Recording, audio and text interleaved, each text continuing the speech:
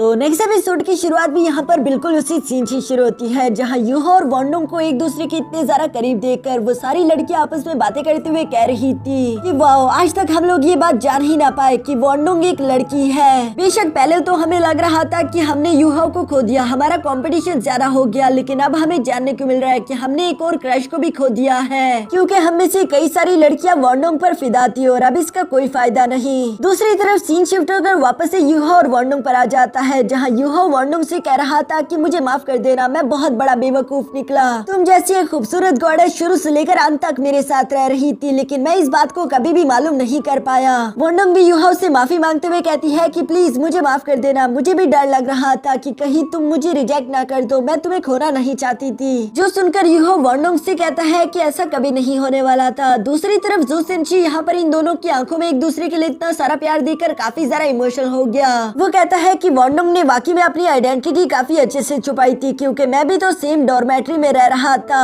दूसरी तरफ केटा और ज़्याओज़ू भी बिल्कुल ऐसे ही कह रहे थे। ज़्याओज़ू कहती है कि अगर कुछ दिनों पहले वॉन्डोंग ने हमें खुद अपनी सच्चाई ना बताई होती तो यूहो हम भी तुम्हारी तरह इस बात से अनजान रहते, हममें से कोई भी इस बात का अंदाजा नहीं लगा पाया था, इसलिए तुम खुद को बेवकूफ मत समझो। दूसरी तरफ केटाओ भी अपने छोटे भाई को ब्लेसिंग देते हुए कहता है कि आखिरकार हम उन लोगों के साथ जा मिले जिनसे हम सच्चा प्यार करते हैं। मिस यांगनेन भी इन दोनों का ये सच्चा प्यार देखकर इमोशनल होते हुए कहती है कि एक प्यार ऐसा ही होना चाहिए, ये कितना रोमांटिक है, किसी भी रिलेशनशिप की शुरुआत इसी तरह से होनी चाहिए। जबकि ये सब कहते हुए मिस यांगनेन जू सेंची की तरफ भी देख रही थी। वो जरूर जू सेंची के लिए ऐसा ही फील करती है, लेकिन पता नहीं क्यों पर वो जू सेंची से इस बात का इजहार नहीं कर पा रही। यहाँ स्टेज पर यूहो और वॉन्डोंग तो एक दूसरे के गले लग चुके थे, जबकि दूसरी तरफ जीसी और मिस्टर बेबी भी सी गॉड फेस्टिवल को खत्म करते हुए यूहो और वॉन्डोंग को कांग्रेचुलेशन बोलते हैं। साथ ही साथ मिस्टर बेबी अपने मन ही मन में मिस टैंगिया को याद कर रहा था। वो कहता है कि टैंगिया आखिर तुम कहाँ पर हो, मैं आज के दिन तुम्हें बहुत मिस कर रहा हूँ। दूसरी तरफ सीन शिफ्ट कर ऊपर की तरफ मिस्टर यान पर आ जाता है, जो कि मास्टर जुआन के पास आते हुए कहते हैं कि अब सी गॉड फेस्टिवल खत्म हो गया,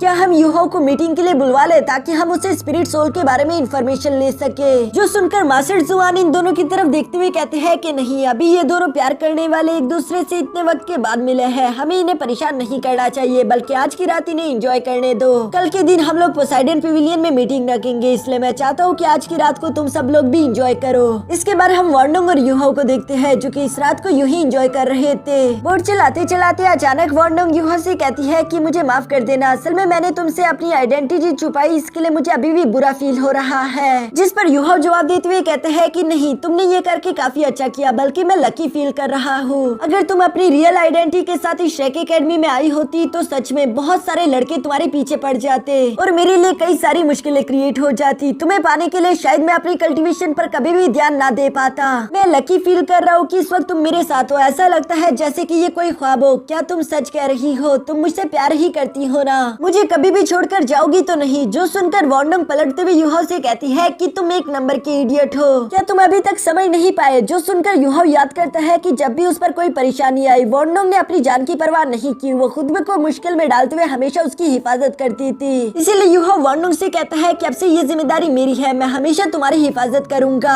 यहाँ दोनों के बीच काफी क्यूट से रोमांटिक सीन चल रहे थे, जबकि ऊपर की तरफ हम देखते हैं कि टैंग सेंग और उसकी वाइफ भी ये सारा नजारा देख रही थी और उसे अपनी बेटी के लिए काफी अच्छा फील हो रहा था। वो दोनों गॉड रेल में ये सब देखते हुए खुश थे कि आखिरकार उनकी बेटी को भी कोई सच्चा प्यार करने वाला मिल गया। दूसरी तरफ यहाँ नीचे हम देखते हैं कि अचानक यूहो वॉन्डोंग से कहता है कि वैसे जब तुमने मुझे बताया था कि तुम्हारी कोई सिस्टर है तो मैंने शेक एकेडमी में एक लड़की देखी जो कि हूबहू तुम्हारी जैसी ही लग रही थी। उसे देखकर मुझे लगा कि शायद वही तुम्हारी सिस्टर है। उसका नाम वांग काइनीर था, लेकिन मैं उसके बारे में ज्यादा कुछ नहीं जानता। जो सुनकर वॉन्डोंग जवाब देते हुए बोलती है कि आखिर ये कैसे मुमकिन है, मेरी तो कोई बायोलॉजिकल सिस्टर है ही नहीं, तो आखिर तुम किस लड़की के बारे में बात कर रहे हो? यूहो के पास भी देने के लिए कोई जवाब नहीं था। तभी अचानक वॉन्डोंग कहती है कि वैसे मुझे याद आया, मेरे अंकल ने तुम्हें कुछ देने के लिए बोला था। जो कहती है वॉन्डोंग अपने पास से एक पाउच लेकर यहाँ यूहो को दे देती है। यूहो इस पाउच को लेकर कहता है कि ये तो वही पाउच है ना जो कि मास्टर न्यूटियान ने तुम्हें दिया था, आखिर तुम मुझे ये क्यों दे रही हो और इसके अंदर क्या है? जिस पर वॉन्डोंग जवाब देते हुए बोलती है कि मैं खुद भी नहीं जानती, मुझे सिर्फ मेरे अंकल न्यूटियान ने यही बताया था कि मेरे फादर ने ये उन्हें दिया था।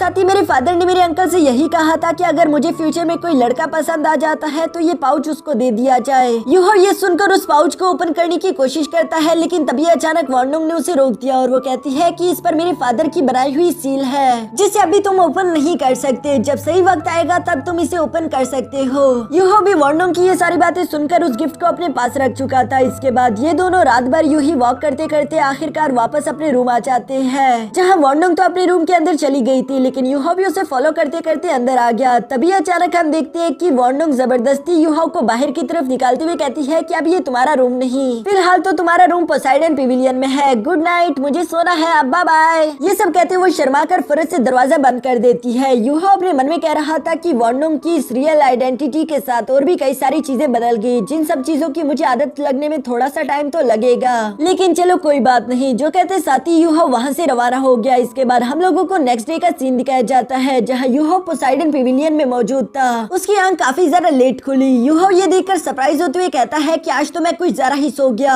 क्योंकि पोसाइडन पेविलियन गोल्डन ट्री पर मौजूद है और गोल्डन ट्री किसी की भी बॉडी को अच्छे से हील कर सकता है। इसी हीलिंग इफेक्ट की वजह से यूहो को कल रात काफी अच्छी नींद आई और वो आज ज्यादा लेट तक सोया। पर इस तरह से सोकर यूहो ज्यादा वक्त तो बर्बाद नहीं कर सकता, इसलिए वो खड़े होकर फौरन से तैयार होते हुए कहता है कि अब मुझे बाकी बचे हुए वक्त का इस्तेमाल करते हुए खुद की कल्टीवेशन प्रैक्टिस करनी चाहिए। जो सब कहने के बाद यूहो बाहर की तरफ जाते हुए एक जगह पर बैठकर अपनी कल्टीवेशन प्रैक्टिस शुरू कर चुका। यूहो महसूस कर पा रहा था कि यहाँ पर उसकी कल्टीवेशन काफी अच्छे से ग्रो हो रही है। तभी अचानक वहाँ पर मास्टर यान आ गए, जिन्हें देखकर तो यूहो उन्हें ग्रीट करता है। दूसरी तरफ मास्टर यान यूहो से कहते हैं कि यूहो तुम्हें मेरे साथ चलना होगा, कई सारे लोग तुमसे मिलना चाहते हैं। यूहो को तो कुछ भी समझ नहीं आ रहा था, जिस पर मास्टर यान बताते हैं कि असल में मास्टर जुआन ने एक मीटिंग रखी है, क्योंकि कल के दिन तुमने सी गॉड फेस्टिवल में सब लोगों के सामने अपनी स्पिरिट सोल को दिखाया था और सब लोग जानना चाहते हैं कि आखिर वो स्पिरिट सोल है क्या। इसी स्पिरिट सोल की इन्फॉर्मेशन के बारे में एक मीटिंग रखी गई, जहाँ पर तुम्हारा आना जरूरी है। ये सुनकर तो यूहो मास्टर यान के साथ मीटिंग की तरफ रवाना हो गया। इसके बाद सीन शिफ्ट होकर दूसरी तरफ यूहो के दोस्तों पर आ जाता है, जो कि इकट्ठा हो रहे थे। वॉन्डोंग भी वहाँ पर आ चुकी है। मिस्टर बीबी अपने दोस्तों से कहता है कि आज का ये मौका काफी जरा खास है, क्योंकि बहुत बड़े लंबे अरसे बाद हम 7 शेक डेविल्स इकट्ठा हो पाए। हम लोग यहाँ पर बस यूहो का इंतजार कर रहे हैं। एक बार यूहो हो जाए फिर हम लोग न्यू टैंक सेट की बिल्डिंग को देखने के लिए जाएंगे। इसकी दूसरी तरफ हम यूहो को देखते हैं, जो कि पोसाइडन पेविलियन की मीटिंग तक पहुँच गया था। वो आते साथ ही माफी मांगते हुए कहता है कि मुझे माफ कर दीजिए, जो मैंने आप सब लोगों को इतना इंतजार करवाया। मिस्टर यान यूहो से कहते हैं कि माफी की कोई जरूरत नहीं, मैं चाहता हूँ कि तुम सब लोगों को अपनी स्पिरिट सोल से इंट्रोड्यूस करवाओ। जो सुनकर यूहो फौरन से वहाँ पर अपनी क्यूट से स्नो गॉडेस को समन कर लेता है, जबकि साथ ही साथ यूहो कह रहा था कि इसे कहते हैं सोल स्पिरिट, जिसे सोल रिंग या फिर सोल बोन की कभी जरूरत नहीं पड़ती। ये एक बहुत ही ज्यादा स्पेशल एग्जिस्टेंस है, इससे पहले इस तरह की स्पीशीज इस दुनिया में नहीं पाई जाती थी। जबकि वहाँ पर मौजूद बाकी के सब लोग तो यहाँ पर इस क्यूट सी स्नो गॉडेस को देखकर कह रहे थे कि वाओ ये कितनी प्यारी है। स्नो गॉडेस भी सब लोगों के पास से गुजरने के बाद वापस से यूहो के पास आ जाती है, जहाँ पर यूहो सब लोगों के सामने बताता है कि मैंने इस क्यूट सी बच्ची का नाम रखा है स्नो गर्ल, और मेरी ये जो 4 ऑरेंज कलर की सोल रिंग्स है ये भी मुझे स्नो गर्ल की वजह से ही मिली है। मास्टर फान यहाँ पर यूहो से सवाल करते हुए पूछता है कि आखिर स्नो गर्ल की ओरिजिन क्या है, जिस पर यूहो जवाब देते हुए कहता है कि चलो ठीक है, फिर मैं इस ओरिजिन की कहानी आपको शुरू से सुनाता हूँ। इसके अंदर मेरे कई सारे राज भी छुपे हुए हैं, जिसके बारे में सिर्फ एल्डर मुंह के अलावा कोई नहीं जानता था। ये सुनकर तो सारे के सारे टीचर शॉक हो गए। दूसरी तरफ हम देखते हैं कि यूहो ने इन सब लोगों को कहानी सुनाना शुरू कर दी थी कि मेरी बॉडी में एक टीचर रहा करते थे, जिनका नाम था गॉड इलेक्ट्रोलक्स। ये सब कहने के बाद यूहो ने कहानी सुनाना शुरू कर दी थी, और एक लंबी कहानी के बाद आखिर में यूहो कहता है कि वो वक्त बहुत ही अजीब था।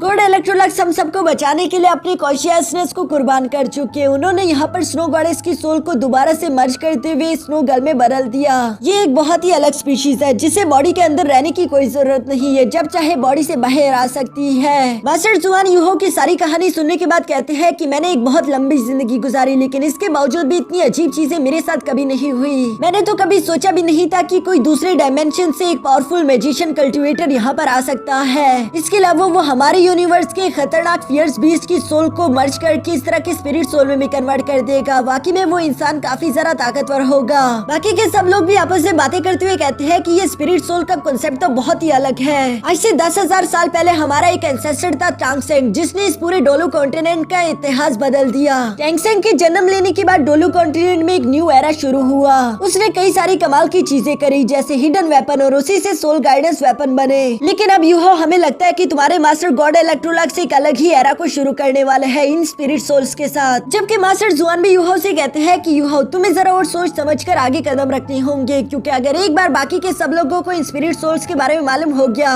तो पूरा कॉन्टिनेंट ही तुम्हारे पीछे पड़ जाएगा, क्योंकि हर एक कल्टिवेटर ही इस तरह के सोल स्पिरिट अपने लिए लिए चाहेगा। ये काफी ज्यादा पावरफुल है। तभी अचानक यूहो कहता है कि वैसे ये टेक्निक मैं अपने पास नहीं रखना चाहता, बल्कि मैं चाहता हूँ कि मैं ये soul spirit contract spell academy के हवाले कर दूं। जिस पर मास्टर जुआन यूहो से कहते हैं कि यूहो एक बार फिर से सोच लो, क्योंकि तुम्हारे ये स्पिरिट सोल बनाने वाली टेक्निक काफी ज्यादा खास है। अगर ये टेक्निक तुम किसी और को दे देते हो तो कई सारे लोग तुम्हारी तरह स्पिरिट सोल्स क्रिएट कर देंगे। जो सुनकर यूहो जवाब देते हुए कहता है कि शेक एकेडमी ने मुझे बहुत कुछ दिया है। शेक एकेडमी के बगैर शायद मैं जिंदा भी ना होता। और वैसे भी ये मेरे मास्टर इलेक्ट्रोलक्स की लास्ट विश थी। वो चाहते थे कि ये स्पिरिट सोल्स कॉमन हो जाए। मैं चाहता हूँ कि शेक एकेडमी मेरे मास्टर के इस विश को पूरा करने में मेरी मदद करे। अगर हम फ्यूचर में इस तरह के स्पिरिट सोल्स बनाना शुरू कर दे तो इससे इंसानों और बीस्ट को काफी ज्यादा फायदा होगा। इन दोनों के दरमियान जो भी गलत फहमियां और जंग चल रही है वो हमेशा के लिए अमन में बदल जाएगी, क्योंकि हर एक कल्टिवेटर ताकतवर होने के लिए बीस्ट की जान लेता है और बीस्ट यहाँ पर कल्टिवेटर की बॉडी में हमेशा हमेशा के लिए कैद हो जाते हैं। लेकिन स्पिरिट सोल्स के मामले में ऐसा नहीं होता।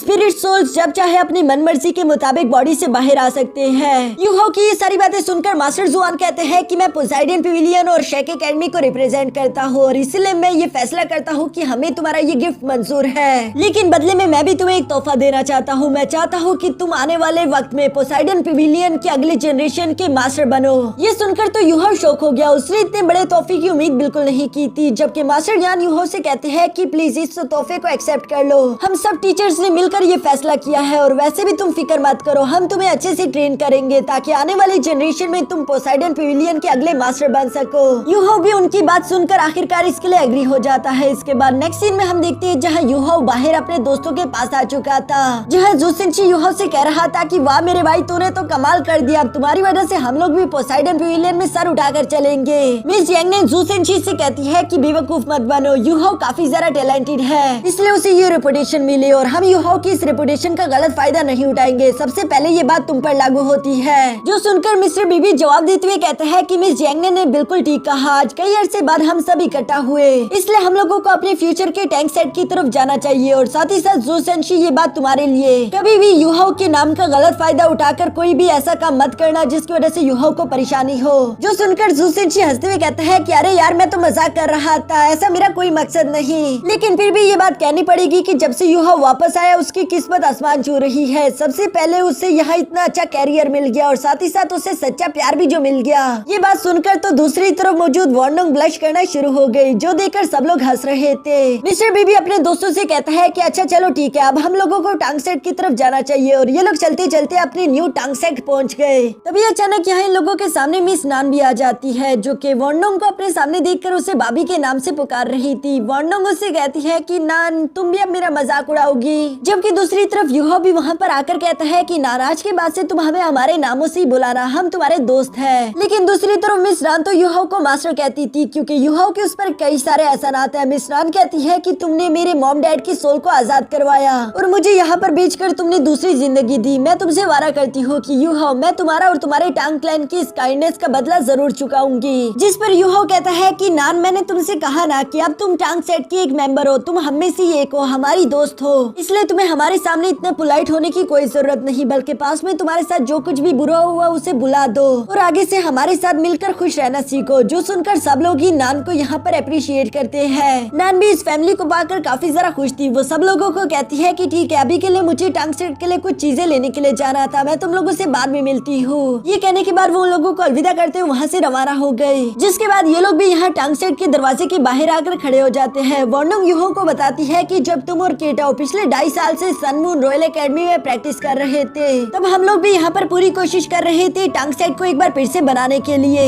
इस काम में शेक एकेडमी ने भी हम लोगों का काफी ज्यादा साथ दिया। हम लोगों ने ये जगह खरीदी और आखिरकार एक बार फिर से टांग सेट को पैरों पर खड़ा कर दिया। तभी अचानक मिस्टर बीबी कहता है कि अभी भी कई सारी चीजें हैं जो कि करना जरूरी है और चूंकि यूहो और केटाओ तुम भी टांग सेट के डिसाइपल्स हो, इसलिए मैं तुम लोगों को तुम्हारे ही घर में वेलकम करता हूँ। चलो अंदर आओ, मैं तुम्हें अंदर से दिखाता हूँ। ये कहते साथ ही यहाँ पर टांग सेट के दरवाजे ओपन हो चुके थे। यूहो यहाँ पर उदास होते हुए कहता है कि काश मिस तांगिया तुम भी यहाँ पर होती तो ये बहुत अच्छा होता। मैं मिस्टर बीबी की दिल में वो दर्द देख सकता हूँ कि वो तुम्हें कितना ज्यादा मिस कर रहे हैं। उन्होंने ये टांग सेट सिर्फ तुम्हें खुश करने के लिए बनाया। यहाँ इसके बाद हम देखते हैं कि आखिरकार ये लोग टांग क्लैन के अंदर इंटर हो चुके थे, जहाँ पर मिस्टर बीबी यूहो को बताता है कि फिलहाल टांग क्लैन 2 हिस्सों में डिवाइडेड है, इनर हाल और आउटर हाल। इनर हाल की ये रिस्पॉन्सिबिलिटी होगी कि वो इस सेक्ट को मैनेज करे, साथ ही साथ वो न्यू सोल गाइडेंस डिवाइस की प्रोडक्शन का भी काम करेगी। जबकि जबकि आउटर हाल बाकी के फॉरेन अफेयर्स, नेगोशिएशन और साथ ही साथ जंगों की रिस्पॉन्सिबिलिटी संभालेगा। जैसा कि यूहा और कीटो तुम दोनों पहले से जानते हो कि इस वक्त का ये एरा सोल गाइडेंस पर डिपेंडेड है, इसलिए तुम दोनों के कंधों पर ये बहुत बड़ी रिस्पॉन्सिबिलिटी होगी कि तुम लोग टंग सेट के लिए नए नए सोल गाइडेंस वेपन क्रिएट करते हुए इसे स्ट्रॉन्ग बनाओ। जो सुनकर यूहा और कीटो तो इस जिम्मेदारी को उठाने के लिए तैयार हो चुके थे। दूसरी तरफ मिस्टर बीबी बताता है कि फिलहाल मैं आउटर हाल को संभाल रहा हूँ। मेरे कंधों पर फॉरेन अफेयर्स और साथ ही इस टंग सेट के लिए न्यू टैलेंट्स को ढूंढ कर लाने की जिम्मेदारी है। यूहो ये सारी बातें सुनकर वॉन्डोंग से सवाल करते हुए कहता है कि वॉन्डोंग आखिर तुम्हारे कंधों पर क्या जिम्मेदारी है, जिस पर ज़्याओ ज़्याओ खुद ही एक्साइटेड होकर इस बात का जवाब देते हुए कहती है कि वॉन्डोंग हम सबसे ज्यादा ताकतवर है। वो ऑलरेडी लेवल 61 पर पहुंच गई और एक सोल एम्परर वॉरियर होने के नाते उसके कंधों पर बैटल्स की जिम्मेदारियां है। जो सुनकर यूहो वॉन्डोंग से काफी ज्यादा इंप्रेस हो चुका था। दूसरी तरफ वॉन्डोंग बताती है कि हमारे हाउटियान सेक्ट और टैंक सेक्ट के दरमियान काफी ज्यादा डीप ताल्लुकात रह चुके हैं। उन्हीं रिलेशंस के बेस पर ये मेरी जिम्मेदारी बनती है कि मैं सब लोगों के साथ मिलकर टैंक सेट को एक बार फिर से ऊंचाइयों तक लेकर आऊं। दूसरी तरफ मिस यांगनेन यहाँ पर यूहो से कहती है कि मेरी और ज़्याओ ज़्याओ की ये जिम्मेदारी है कि हम लोग बिजनेस और ट्रेड को संभाले ताकि हम मार्केट में तुम्हारे बनाए हुए सोल गाइडेंस वेपन को सेल कर सके। इससे हम अपने टंग सेट को और ज्यादा स्ट्रॉन्ग कर सकते हैं और मुझे लगता है कि हमें बिजनेस में ज्यादा प्रॉब्लम नहीं होने वाली क्योंकि तुम्हारे वेपन्स कमाल के हैं। तभी अचानक हम देखते हैं कि कीटो आगे की तरफ बढ़ते हुए यूहो की उसी जूजी क्रॉसबो को उठा चुका,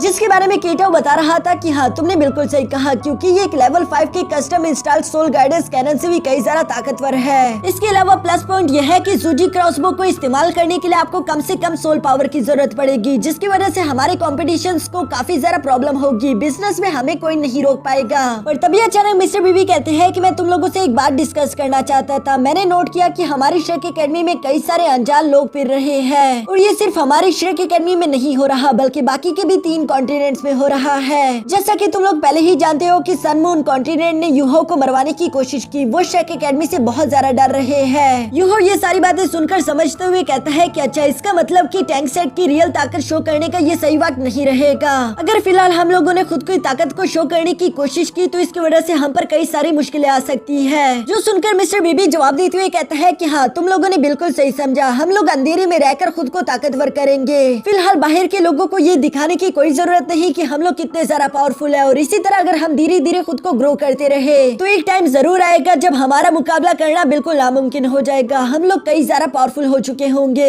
यहाँ मिस्टर बीबी का ये प्लान सब लोगों को पसंद आता है और सभी इसे एग्री करते हैं। इसके बाद नेक्स्ट सीन में हम देखते हैं जहाँ वॉन्डोंग ने यूहो को अकेले में कहीं पर बुलवा लिया था। यूहो भी वहाँ पर पहुंचकर वॉन्डोंग से सवाल करते हुए कहता है कि आखिर तुमने मुझे यहाँ पर क्यों बुलवाया, जिस पर वॉन्डोंग जवाब देते हुए कहती है कि याद है तुमने एक लड़की के बारे में बात करी थी जो कि बिल्कुल मेरी हमशक्ल है। मैं उसी बारे में सोच रही थी इसलिए मैंने मिस ज़ाओयी से भी इस बारे में सवाल करा और उन्होंने मुझे बताया कि हाँ एक ऐसी लड़की शेक एकेडमी में कल ही इंटर हुई थी, इसलिए हम उस लड़की वांग काइनीर से मिलने के लिए जा रहे हैं ताकि हम उसके बारे में पता कर सके। यह ये सब कहते हुए वॉन्डोंग अपने साथ यूहो को लेकर एडमिशन प्लेटफॉर्म की तरफ रवाना हो जाती है। जहाँ दूसरी तरफ हम शेक एकेडमी में वांग काइनीर को भी देखते हैं जिसके बहुत ही लंबे खूबसूरत बाल थे। सब लोग ही वांग काइनीर की ये खूबसूरती देखकर काफी ज्यादा शौक थे, जबकि वॉन्डोंग भी काफी ज्यादा खूबसूरत है। ये दोनों एक ही रास्ते से गुजरते हुए एडमिशन प्लेटफॉर्म की तरफ जा रही थी, जबकि यूहो भी वॉन्डोंग को फॉलो करते करते पीछे से आ रहा था। एडमिशन प्लेटफॉर्म तक पहुंचने के बाद हम देखते हैं कि मिस वांग काइनीर तो पहले से वहाँ पर खड़ी है, जहाँ पर टीचर उसे कह रहे थे कि वांग काइनीर तुम्हें अपने फेस से वेल हटाना होगा